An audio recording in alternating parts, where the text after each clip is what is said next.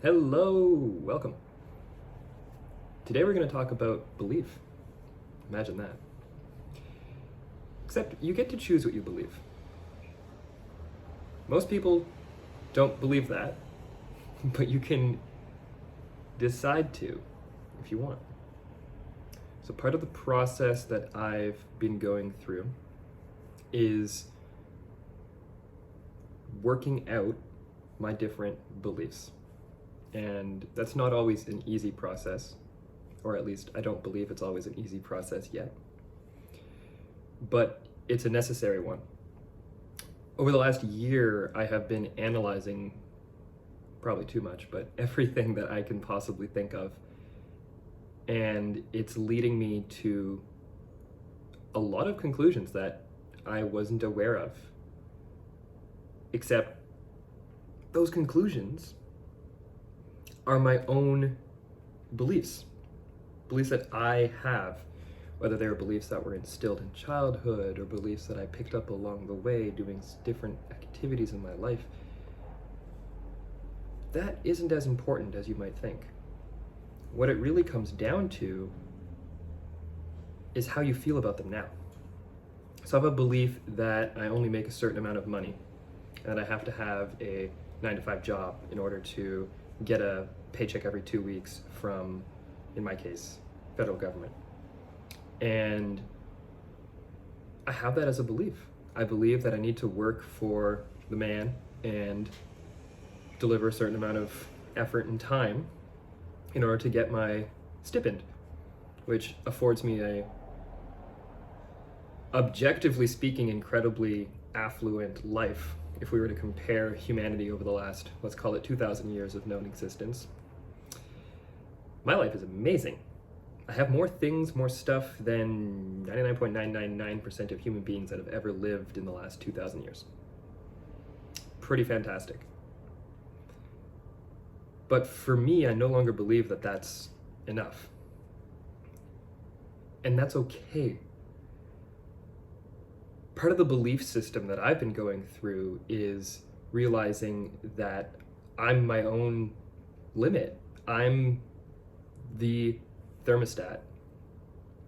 Ed Milet has an incredible series of videos where he talks about the thermostat. I'm not sure if it's 100% his idea initially, but I really enjoyed his content that I listened to about a year ago. And now it's really starting to sink in.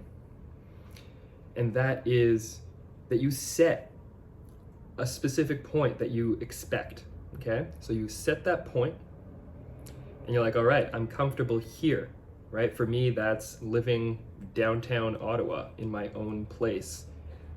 I used to go to work for 8 hours a day. Now I sit here for 8 hours a day and do that same job. So it's about what you're comfortable with. Hello. We have a guest appearance.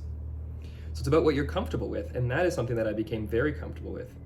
In a previous employment at the world's largest fruit company, I was very comfortable working was it like a 9 to 10 hour days, getting paid for less than that, and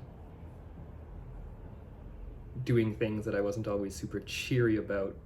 But now I realize that that was my life because that's what I wanted. I realized that that was my life because that's what I expected. I believed that's what I was worthy of. And changing my belief led me to a new experience, one that is different. See, it's not about whether you believe something is better or worse. It's about that everything is different, regardless of how similar they could be. Everything ultimately, you're blocking the whole shot, you know, right? Everything ultimately is different. Okay, no, keyboards are not for cats. Down, good boy. All the beliefs are different. It doesn't make them better or worse, but it makes them unique. And I've been going through the different stages of belief, A, B, C, etc. And that's been leveling myself up. So the Alex that existed a year ago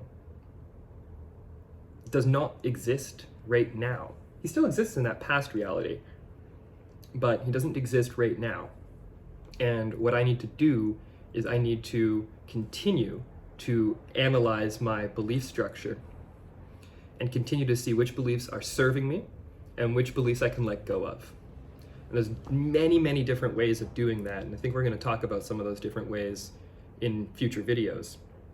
But it comes down to what you believe you have to do as well. So for an example, Dr. Joe Dispenza talks about doing shadow work in some of his videos. And he says you don't need to go back and relive a terrible memory in order to fix it and change it. You can just replace it with something fabulous. So imagining what you want. Essentially, let's say you have a piece of paper, right? And there's only so much room on that piece of paper, and it's been written out for everything in your life, and it's full at this point. But that's okay, because what you're doing is you're taking that piece of paper and you're like, okay, there's some stuff at the bottom here that happened already that I'm not super jazzed about. I'm going to envision a new future, a beautiful reality. I'm going to be happy with my present right now. And if you do that, the work has to be recorded somewhere on that page. So what it's going to do is it's going to start to eliminate the trash that you no longer need, the stuff that's no longer serving you. So acknowledging that there is things in your life that no longer serve, that makes the room for the new experiences to be recorded, right? I'm not saying that we're limited because we're infinite spiritual beings at the end of the day. But what I am saying is using the tools of this reality, because we're choosing to be here. I personally believe that very strongly. If you believe that we're choosing to be here, then using the tools of this reality to your benefit is a little bit of a cheat. All right, so I personally believe that my life is a page, and at the top of that page is all the newest stuff, and at the bottom is some of the oldest stuff, okay? And what I'm doing is I'm recognizing and realizing that some of the older memories may be worth keeping, but some of them are not, right? And if I agree with myself and believe that I've got a page to work with, and that page can be of whatever length, it doesn't matter. But I've got let's say it's a standard printer paper, and let's say it's full. What I'm doing right now is I'm adding things that I want in my life, relationships, work and jobs that I think would be most fulfilling and beneficial. Working with YouTube, for example, that's not something I've done before. So I'm rewriting what's on that page if I were to have to summarize it, right?